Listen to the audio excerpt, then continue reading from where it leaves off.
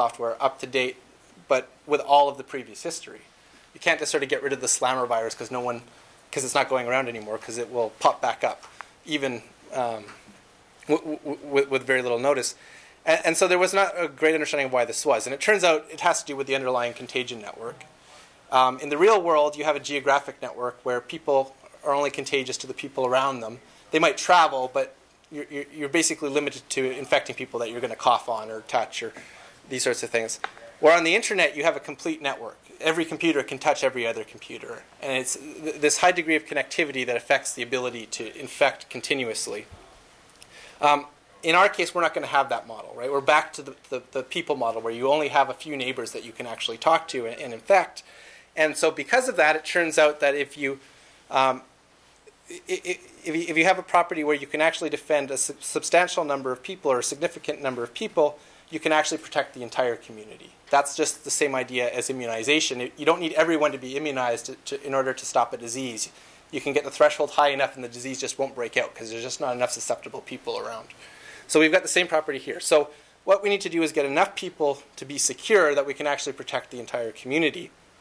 And in order to do that, what can we do? Well, if we just do some simple things like getting people to use stronger passwords and to use WPA, we can basically remove the susceptibility of a lot of people. Router manufacturers could do simple things like adding backoff mechanisms for password attacks. Right? So there's a lot of very simple things that we can do to sort of try and stop these attacks from happening before they do.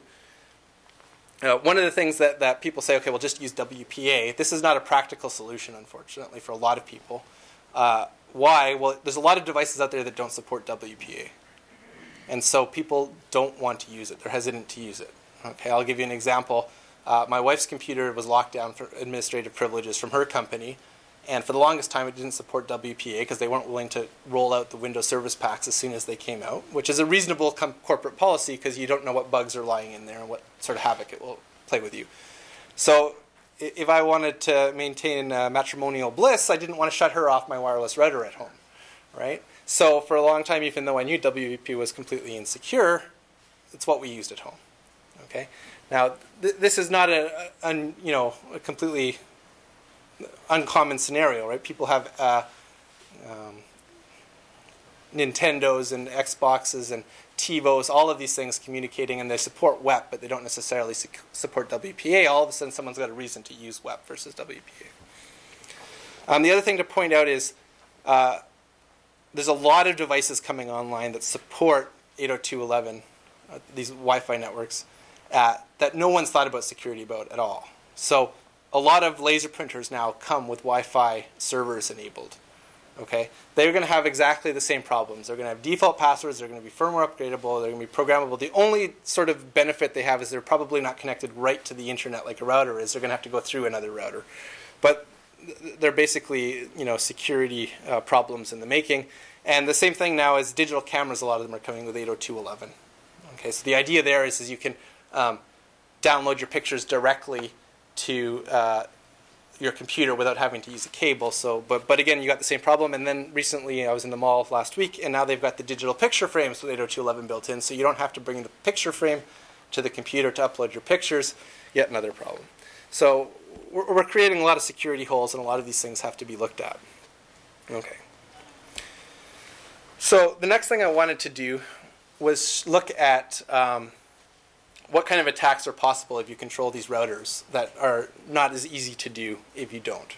Okay, so this is work I did with SysTM, and it's an example of router malware. Okay, so probably everyone here knows what phishing is. Okay, am I right? No? Yes? Okay, so I'm going to skip the next few slides, if that's okay. Okay.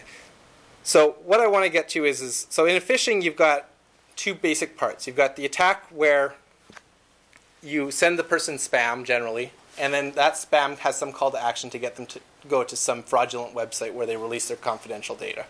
Right? That's the key component. And those are the two sort of places where we defend against phishing. We try and use spam blockers to prevent the hook, the spam email, from ever getting to the user. And we use website takedown to try and get phishing websites taken down as quickly as possible once we realize they're there. So if you're a phisher, you want to try and get away from those two defenses because those are the two most effective defenses. So what we said is, well, what if you had some software you could place on these routers, so your malware?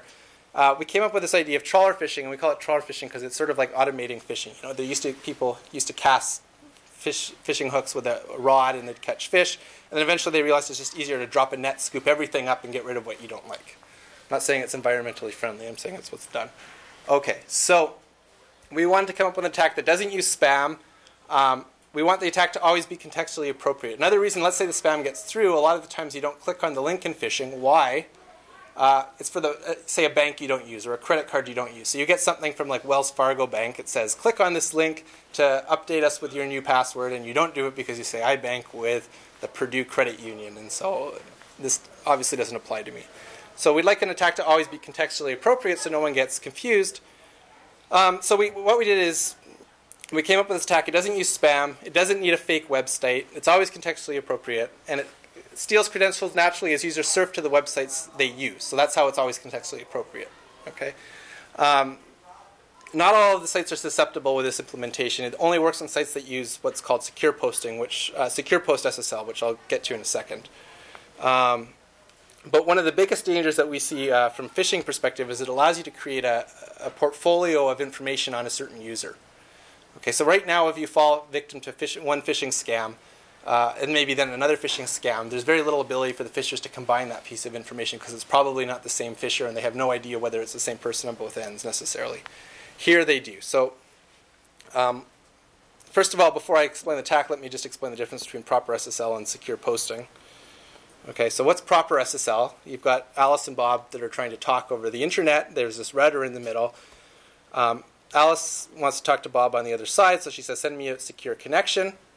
This secure pipe is opened up between the server and the client, and only now is the web page sent from the server back to Alice. Okay, so this secure channel is established before the web page is sent, and then the web page is sent, and it requests the username and password, and that's okay because the secure channel is established.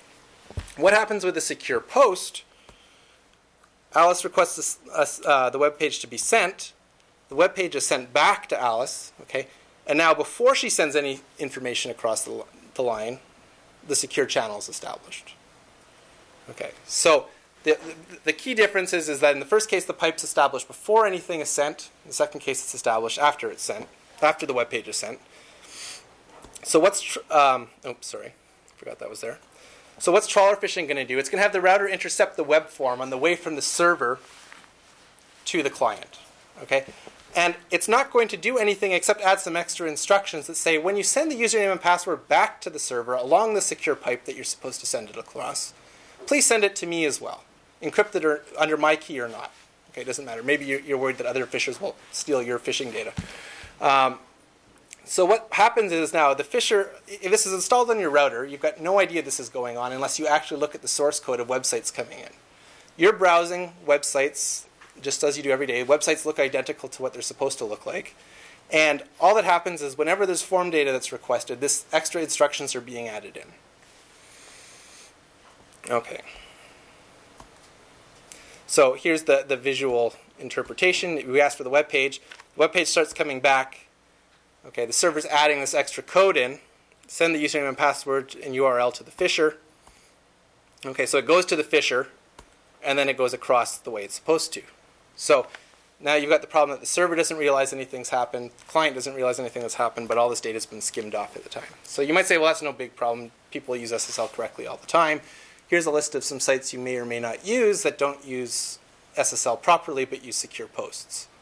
Okay, so secure posts are used really commonly by a lot of big sites. And there's an incentive for them to use secure posts because it reduced the computational effort on their servers to only having a computational expense when you're sure that the client is actually wanting a secure connection. So that's why they do it. They're not dumb and just doing the protocol improperly on purpose. They're trying to save money on the number of servers they need on their end to do a secure connection. Okay. So how do you stop this? Well, you can use SSL correctly. Again, this doesn't really work because there's an incentive for them